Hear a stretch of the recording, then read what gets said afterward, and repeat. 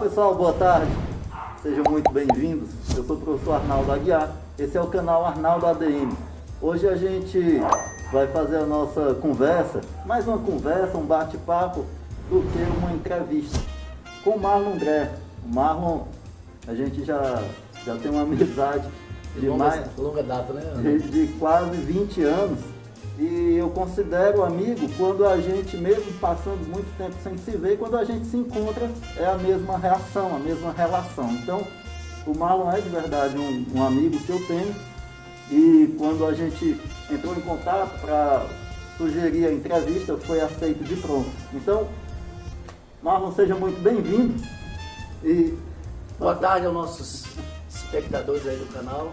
E valeu, Ana, pelo convite. Estamos aqui sempre, a gente que já é, como você falou aí, nossa amizade de longa data, muito tempo. Marlon, quem é Marlon André? De onde é que vem? Como é que nasceu? Quem é o forasteiro, né? Quem é esse cara que chegou agora? Cara, eu tenho a música como profissão desde 1989, né? Parece que foi ontem, mas há muito tempo.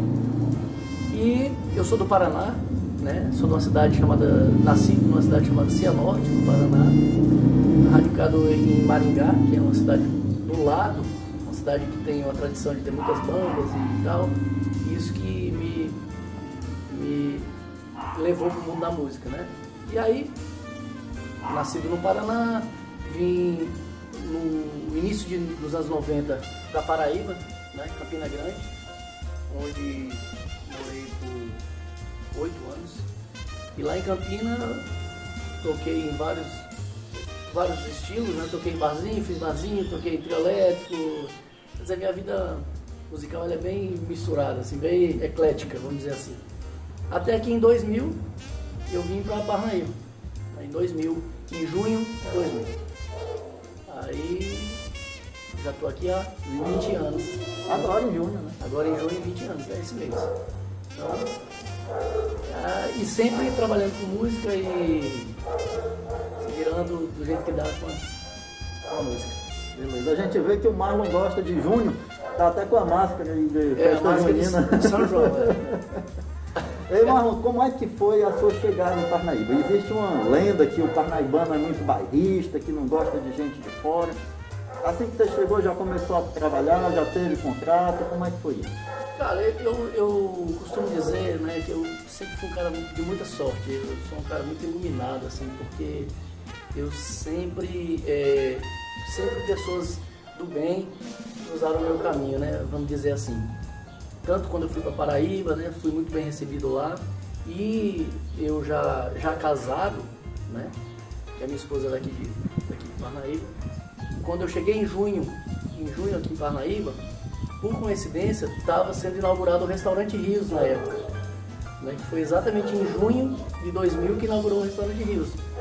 E naquele momento eu fui lá conversar com o Abidon Teixeira, que era o proprietário, falar do meu trabalho, dizer que era músico.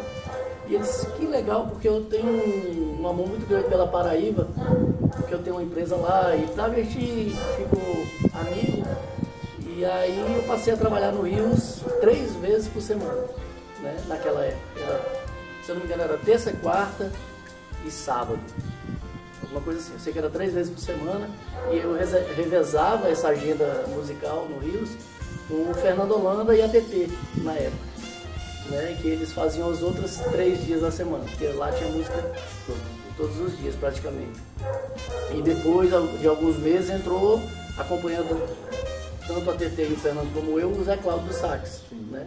E aí a gente veio uma temporada de muito tempo, assim, acho que 2 anos, quase 3 anos, trabalhando lá no Rios. Então, como lá era um restaurante, era o restaurante, né? Era uma referência na cidade, a sociedade toda frequentava e tal, ali foi a minha chegada. Então foi muito legal, foi uma vitrine muito boa que eu tive aqui em Paraíba. E a partir dali comecei a fazer as amizades que até hoje eu tenho em Paraíba. Fui muito bem recebido, eu não tive esse lance do como é? Do bairrismo, do forasteiro, não tive, graças a Deus. E Marlon, e depois contratos em buffet, Formatura, casamento. Exatamente. Aí a partir daí a galera começou a chamar, né? Ó, Marlon, eu queria que tu fizesse meu casamento, porque sempre que eu me encontro com o padre Jurandir, ele diz assim, Marlon, eu acho que você casa mais gente em Parnaíba do que eu. Porque eu faço muito casamento, toquei muito casamento. O teu eu toquei, não é? Sim, sim. Eu toco muito casamento, então tem essa referência aí, mas casamento, aniversário, as festas particulares, né? Que é o que, assim, é o forte do meu trabalho. E agora, Marlon, nessa época de pandemia, em que as pessoas não podem se aglomerar, fica muito complicado o músico seguir sua profissão. Como é que você está se girando? Arnaldo, é o seguinte, o ser humano ele tem uma capacidade imensa de se adequar e de se adaptar às coisas, né? Quando surgiu isso, que foi lá no início foi em março, né? Final de março. No início de março, abril ali. Eu fiquei meio aperreado, porque as minhas agendas, como eu te falei agora, que eu faço muito festa particular, então eu tinha agenda o ano todo, assim, de casamento e tal. E começou no início ali, ainda pouca gente se mobilizar, no sentido de cancelar ou de adiar. Mas aí quando começou abril, aí começou aquele cancelamento em massa, né? As agendas canceladas totalmente e sem previsão de volta.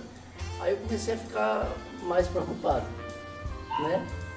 E de início mesmo, assim, eu tenho muito contato com o pessoal lá do Sul, meus amigos lá do Paraná, tenho alguns amigos de São Paulo, e eles já estavam tendo essa ideia das lives, né? Isso eu estou falando de março, né? Foi bem no início. Eles estavam tendo essas ideias das lives, mas era uma coisa muito verde ainda, a gente sem saber como isso ia funcionar, né? E eu, porque o músico, na verdade, ele gosta de tocar, ele gosta de ver gente, ele, além do cachê, né, que é a sobrevivência do músico, ele gosta de tocar e de ser visto. Aí eu disse, não, eu vou fazer aqui como eu já fazia. Tipo, eu ia tocar no Mangá, daí eu botava o celular ali e deixava o Instagram rolando, quando eu tava tocando e tal, porque a minha família gosta de ver lá do Paraná, e a galera que mora fora e tal. Aí eu já fazia. Aí eu pensei, não, pois eu vou continuar fazendo como eu fazia, só que aqui em casa. Né? Aí as minhas duas ou três primeiras lives foram assim, sem nenhuma pretensão. Até que um amigo João Vieira me ligou e disse, Marlon, eu tô com um projeto, ou lá em casa, que é um projeto que eles têm, de fazer lives com os músicos da cidade e tal, dentro do projeto. Entrei no projeto dele, continuei fazendo. A princípio não tinha nenhuma visão financeira, né? Nenhuma. Mas uma pessoa numa live dessa entrou e comentou, bota o número da conta que a gente quer depositar no couvert. Isso depois eu analisei com calma e vi que não teria problema nenhum, pelo contrário, é o meu trabalho, eu vivo disso, estou sem poder trabalhar externamente. E aí veio a ideia de fazer as lives, né, com o intuito do couvert artístico mesmo, né, do couvert, que eu chamo couvert voluntário, doa quem quer, mas graças a Deus tem dado muito certo, a galera entra nas lives, é sempre o mesmo público, é um público bem... Você ainda foi pensar se faria, né? Eu já tinha posto aqui, tá aqui, dia, anote aí, é tal. Cara, porque assim, na verdade, era uma coisa meio assim, eu fiquei meio constrangido no começo, entendeu? Sim. Falar, não, hoje em dia a gente tem que pensar muito antes de fazer as coisas, porque hoje tem muito crítico, né, em tudo. Então eu fiquei analisando, mas a minha análise foi rápida, assim, foi uma semana eu disse, não, eu acho que tem tudo a ver, eu vou fazer mesmo e graças a Deus a galera tem recebido muito bem. Então, resumindo, estou me virando nas minhas lives. As lives abertas. Depois surgiu a ideia. Exatamente. Aí as lives abertas, elas são nas quartas-feiras, às 20h30, toda quarta-feira às 20h30 e aos sábados às 14 horas. Por que nessas datas? Porque eu comecei aí começou o Brasil todo fazer live, os artistas maiores, famosos, fazerem lives e ocupar a agenda semanal. Sim. Né? Porque assim, uma live sexta, eu fazia uma live sexta-feira à noite. Parei, porque todo mundo faz live sexta-feira à noite. Né? Aí tá lá o Marlon e o Oswaldo Montenegro. Exatamente, o Caetano que não fez ainda, mas tá lá um monte de gente, os sertanejos todos, né? Aí eu disse, não, aí no sábado, 2 da tarde, pouca gente tá fazendo live. Mas eu tô lá, né? Que eu chamo a live do almoço, e a galera sábado almoça um pouco mais tarde e tal, e aí fica ali. E a da quarta noite, que não tava tendo futebol, e é o dia do futebol. Então a gente faz na quarta. Aí a partir daí começou a procura das lives particulares, né? Que são as lives. Foi uma demanda externa, não foi você que propôs? Não, foi uma pessoa que teve a ideia, disse, mas teria como fazer essa live particular. Aí eu fui pesquisar uma forma, né? A princípio era, no iniciozinho, era pelo Facebook, que eu conseguia fazer um grupo particular no Facebook. Sim. Só que, pra você ver como são as coisas, né? Deu certo, tava massa, fazer uma live particular pelo Facebook, um grupo ali e tal. Só que o Facebook cortou. Ele não deixa mais você fazer uma live particular pelo... Aí agora nós estamos fazendo, eu tô fazendo pelo YouTube.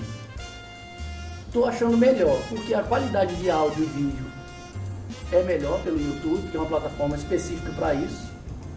E também porque eu posso fazer um link não listado e mandar para o meu cliente, no caso a pessoa que me contratou, e essa pessoa fica à vontade de mandar esse link para quem ela quiser que veja, que participe da nossa festa. E eu não posso entrar?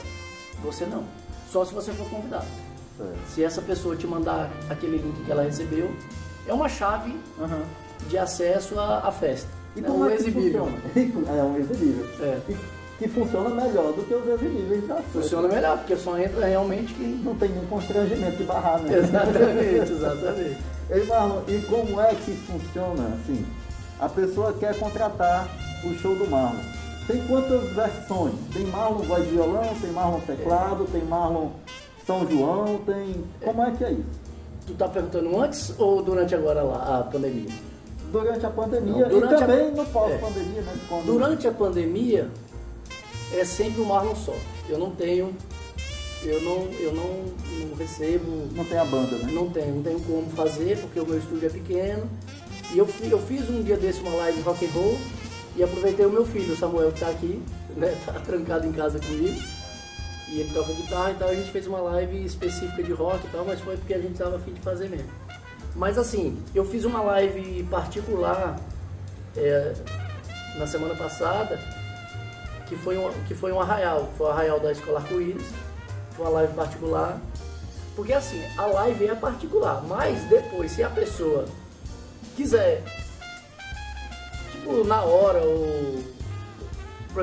você é o meu contratante, vamos dizer assim, contratou para fazer a live particular para você. Se você quiser postar no teu Instagram, no teu Facebook, para todo mundo entrar, aí é um problema seu, né? Então foi o que aconteceu com o Arco-Íris, eles me contrataram e eles resolveram abrir para todo mundo e tal, e foi muito divertido, foi uma live de São João, que inclusive eu vou fazer uma particular domingo também, de novo, no Arraial de São João. Aí é um repertório específico.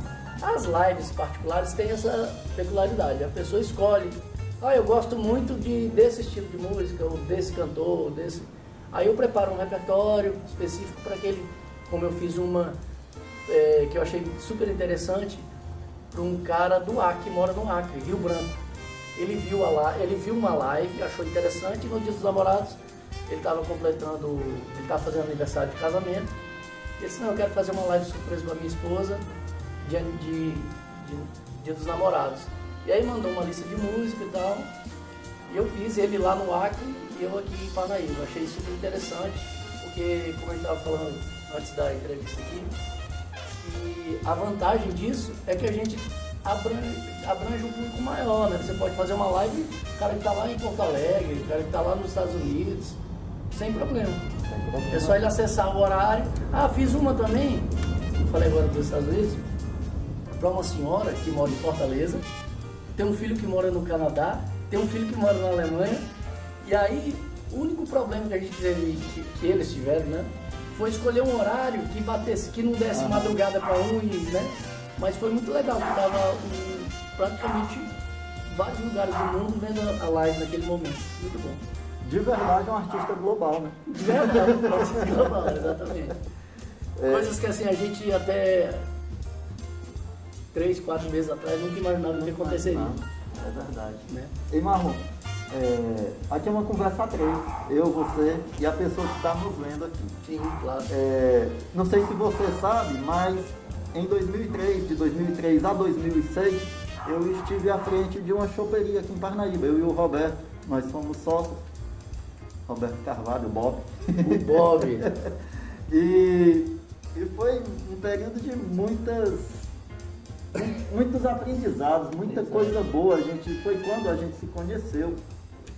E eu tinha o hábito de ir nas mesas para cumprimentar os clientes, saber se estavam satisfeitos, o que poderia ajudar. E tinha uma mesa com 2 moças.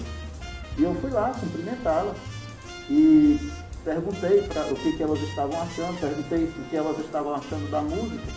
E uma delas, muito eufórica, disse: eu amo esse cantor. Sim. Você podia trazê-lo todo dia, que eu viria todo dia assistir a apresentação dele. E eu fiquei impressionado com aquilo. Depois eu fiquei sabendo que era sua esposa.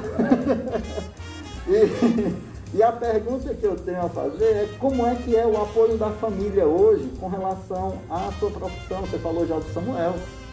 A Rosélia já lhe acompanhava, na verdade você já a conheceu sendo músico. Exatamente. Como é que é o apoio da família, a relação da família com a música, que a gente sabe que é uma profissão muito peculiar, né? Tem horários distintos. Exatamente. Cara, eu sempre tive um apoio, assim, 1000%, sabe, assim, da minha esposa, porque eu acho que também o apoio a valorização do seu trabalho.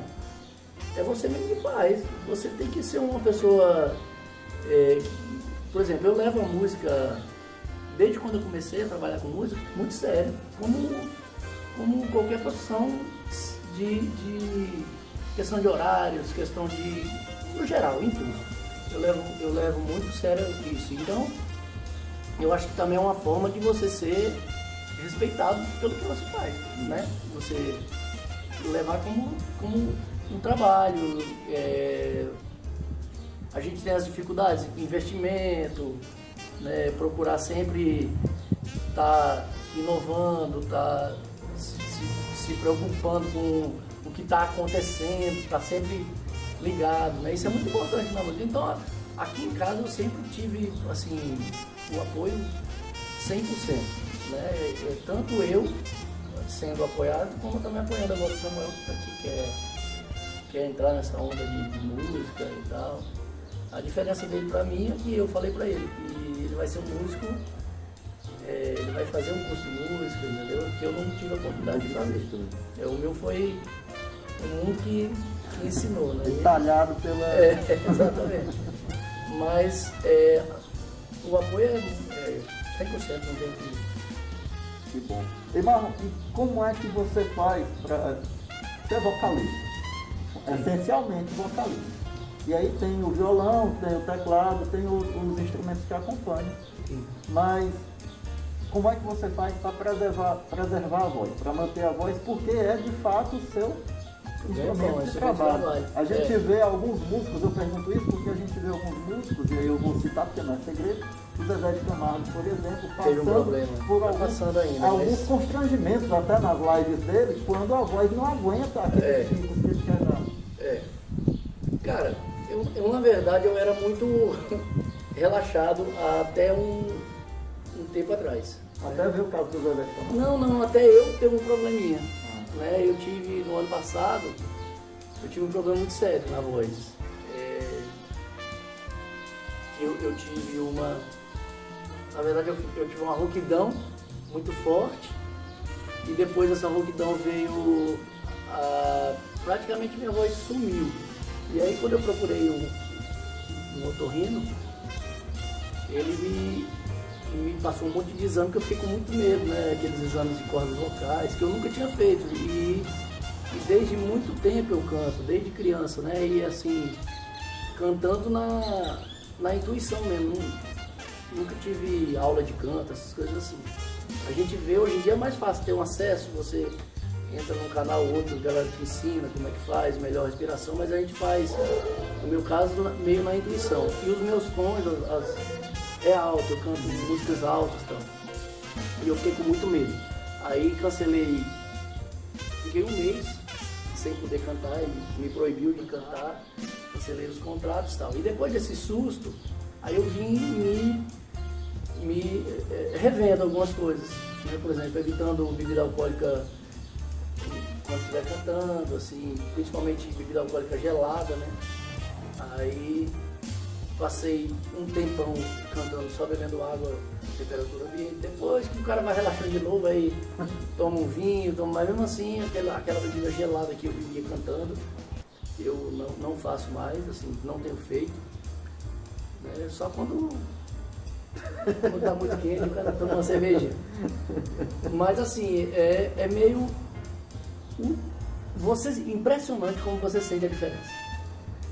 Quando eu estou cantando, que eu estou bebendo água na temperatura ambiente, você tem mais precisão, você tem mais controle, né? Mas aí é aquela coisa, né, de quem gosta de tomar uma cervejinha. Pô, mas aí você fica ali, todo mundo tá. Você tá ali chato, né? Porque o cara que bebe, que tá sempre bebendo no meio do monte de gente bebendo, fica chato.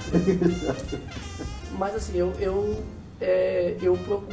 procurei já, depois desse susto que eu peguei, eu já mudei muitas coisas, assim, né? Assim, a questão de sair uma festa, assim, festa de forró, festa grande, e ficar conversando, não falo mais, fico mais calado, porque isso aí porque tem que forçar, né? Tem que falar mais acaba com a alto. voz, é impressionante, né? Aí essas coisas assim, melhorei a questão do retorno. Eu já estou usando já um fonezinho com a minha própria voz aqui, que também ajuda. Então um monte de coisa que eu consegui. Uma série de detalhes, né? É. A gente percebe, e era uma observação que eu sempre fazia, desde quando conheci você mais de perto lá na época do Tombom, o seu tino empreendedor para a carreira. Você investe em instrumentos musicais de grande qualidade, você investe no som. E como é a sua escolha para fazer esses investimentos? Por exemplo, quanto tempo, que o tempo também é um investimento, quanto tempo você passa por semana estudando músicas, olhando o repertório, vendo as novidades, porque hoje em dia tem novidades E rápido, né? muito rápido. É. Cara, eu sempre fui um apaixonado tanto pela música, pela minha profissão, como pelos equipamentos. Eu sou doido por equipamento. Eu sou até a minha mulher disse que eu passo até dos limites, né? Mas assim, aí eu procuro adequar, porque assim, quando eu tive essa opção de começar a trabalhar sozinho com música, aí eu comecei por exemplo, você falou do Tombom, né? Na época, eu vou só ser breve aqui, na época eu usava uma bateria eletrônica, né? Um violão e uma pedaleira que fazia alguns sons de teclado no violão. Era o que eu tinha na época, 2003, né, que você falou? 4. Pois é. Aí eu comecei a pesquisar como é que eu poderia melhorar aquilo ali. Assim, porque assim, eu toco só, mas aquele efeito de mais músicos me acompanhando, né? Aí a partir dali eu troquei esse equipamento por um equipamento muito parecido, só que agora eu não tenho só a bateria, essa pedaleira que faz sons de teclado no violão e o violão.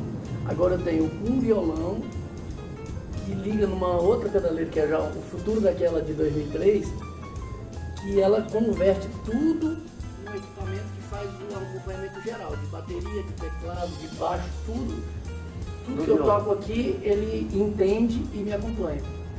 Quer dizer, já foi para mim já foi uma grande, né, um grande salto. E a partir daí, aí pronto. Nunca tem fim, aí você começa... Isso aí é diferente daquela bateria eletrônica que você ficava... diferente, porque não fica aquela coisa de ficar toda hora. De seguir a velocidade da máquina, né? Exatamente. Você acompanha a máquina, né? Naquele tempo eu acompanhava a máquina, agora não, a máquina me acompanha. Mudou. Sim. Eu fico mais à vontade, assim. Você fica mais solto, você pode lá, por exemplo, se eu estiver tocando uma música e quiser entrar em outra, sem parar, é um problema meu, eu vou, né? Então isso me... Mas assim, voltando à sua pergunta, eu sempre fui muito ligado nesse lance de equipamento e também da tecnologia ligada à música, né? Eu gosto muito disso. Aí hoje eu tenho já também um outro pedal que eu não tinha na época, que faz os vocais, faz 4 vozes além da minha e tal, e ajuda também, bota efeitos na voz e tal. Esses vocais você grava antes? Não, ele é o meu microfone é ligado nela. Ah, tá. E aí eu programo, por exemplo, eu tenho a minha voz, eu quero a minha voz mais grave, mais agudo, aí ele replica a minha voz na hora que eu quiser, assim. É bem interessante. Bem tecnológico. Tecnológico pra caramba. Marlon, e o tempo que você leva para fazer... Sim, aí minha vida é essa. Durante a semana, tá fuçando nisso, procurando melhorar. Hoje em dia está sendo mais, pra tu ver, né? Tudo a gente tem que tirar um lado bom. Tem sido mais legal agora porque eu faço as lives, eu assisto as lives, eu digo, pô, aqui podia melhorar, eu podia botar mais efeito aqui, eu podia tirar um pouco esse efeito aqui e tal. Então eu fico nessa agora, eu tô nessa, de fuçar muito, né? Eu sempre fui muito caseiro, sabe? Eu saio para trabalhar, mas normalmente eu tô em casa. Eu sempre fui muito caseiro. E sempre que eu tô em casa eu tô assim, com o violãozinho na mão, tô fazendo alguma coisa e ligado à música, né? Reprogramando, às vezes eu tinha umas doidas de botar tudo do zero, como veio de fábrica, botar, programar de novo e tal. E a minha vida é assim. É interessante, hoje é sexta-feira. Anteontem, quarta-feira, eu estava, rapaz, eu preciso confirmar com o Marlon, combinar um dia para a gente fazer essa entrevista. E que hora que eu vou mandar a mensagem para ele, que eu saiba que ele vai ver na hora. Ah, já sei, meia-noite. Porque aí não tem erro, o Marlon vai estar acordado. E mandei na meia-noite, imediatamente já respondeu. Quando foi no dia seguinte... Se tu mandasse 8 horas da manhã, eu não ia ver, não. No dia seguinte eu mandei 7 da manhã só para testar. Esperei até 9, 9h30. E eu tenho uma coisa comigo agora, ultimamente, eu não tenho fechado mais contrato na parte da manhã. Porque eu não estou pensando direito, de manhã eu estou meio retardado. E depois de meio-dia que eu estou normal. É contrato, depois do almoço a gente conversa. E você perguntou o negócio da banda, né? Eu adoro tocar com músicos, eu tenho grandes amigos músicos aqui em Parnaíba. Tem o Bado, o teclado, o Beto Maia, da guitarra, que ainda chegou a tocar comigo lá no Tombom. Foi logo que ele chegou aqui. Né? Tem o João Vieira, que quando toca comigo é contrabaixista, né? E a gente tem uma banda. E a outra pessoa fenomenal, gente boa demais. E aí a gente tem uma banda assim, que eu fazia na época das formaturas e tal. A gente montava uma banda maior. Depois eu montei um outro esquema, que foi o Capitão Caverna, que é uma banda que toca só clássicos dos anos 80. Aí no caso eu sou o baixista, aí tem o Beto, o Pada, era o Cezinha e depois agora é o Fabinho baterista. E assim a gente vai e também ajuda a distrair, né, cara? Porque se o cara ficar tocando sozinho sempre, eu acho que a música, o importante é essa coisa, tá todo mundo.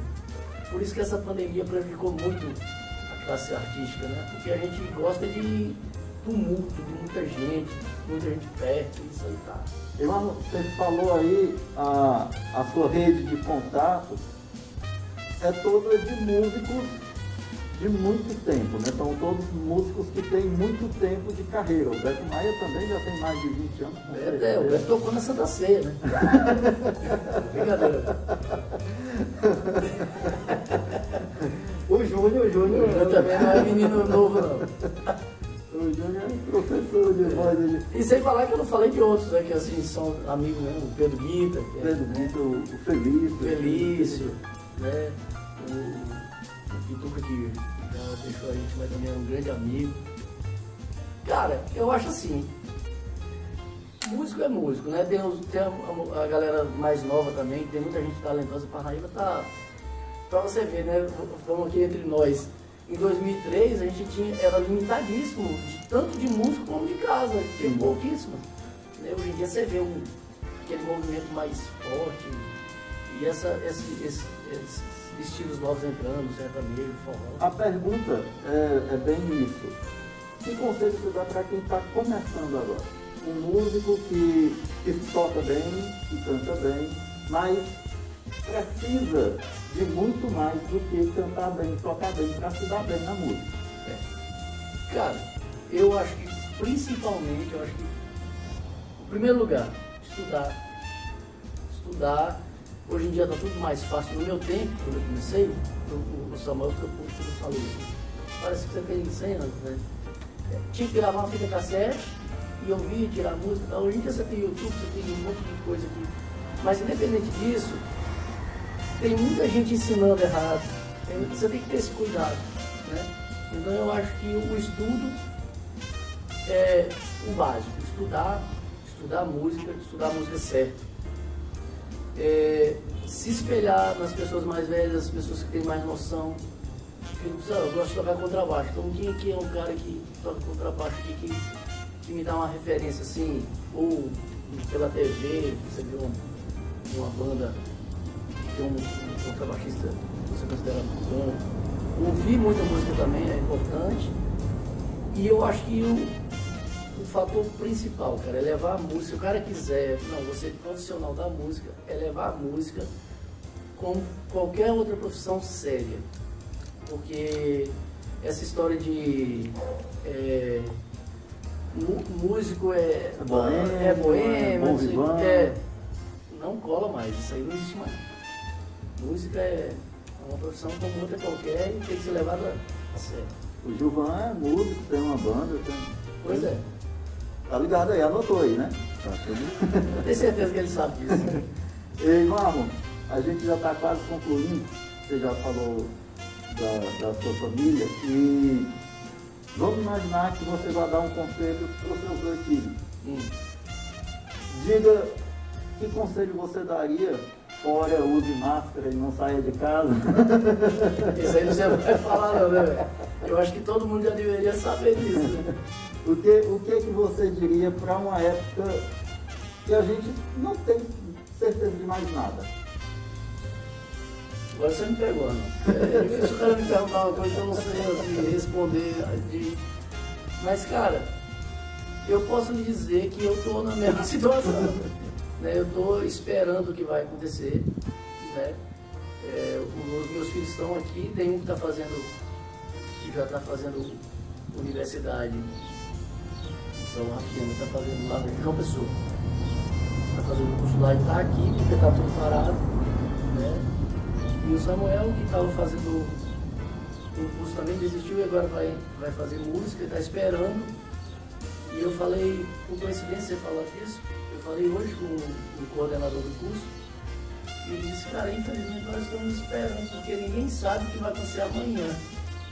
Você não pode propagar nada daqui um ano, é amanhã que a gente não sabe. Né? Tá tudo. Então, eu digo a eles o que eu digo sempre, vamos esperar aqui em casa. Né? Eu saí em março, eu saí nas carreiras que fui buscar eles lá em João Pessoa, entrei no carro aqui, cheguei em João Pessoa, botei eles no carro e voltei. Foram 2.600 quilômetros direto.